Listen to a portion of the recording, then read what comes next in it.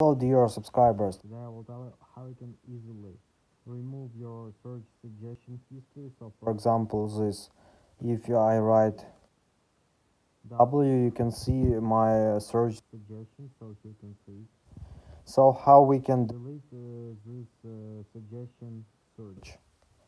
So for removing it, you just need to go to google.com, and here you will see settings, just tap on it, and here just choose search history. So just tap on it.